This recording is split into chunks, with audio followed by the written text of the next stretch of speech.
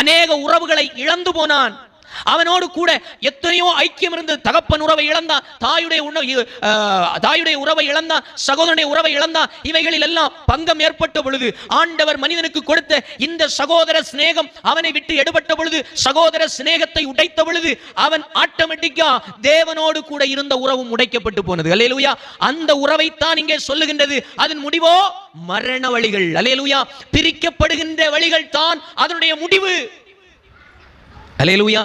அப்போ காயினும் ஆபேலும் பிரிக்கப்பட்டார்கள், தேவனும் காயினும் பிரிக்கப்பட்டார்கள்.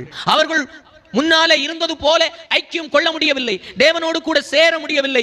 இந்த காரியம் எப்பொழுது பிசாசுக்கு அடிமைப்பட்டு பிசாசின் எண்ணங்களுக்கும் பிசாசுக்கு செயல்களுக்கும் துரிதமாய் ஒரு மனிதன் செயல்படுகிறானோ, வேகம் எடுக்கிறானோ, அவன் தனக்கு இஷ்டம் போலதை எல்லாம் செய்கிறானோ, அதற்கு ஒரு பலன் இருக்கிறது. அதை வேற யாரும் அறுக்க முடியாது. அதுதான் உலக மனிதர்கள் சொன்னார்கள்.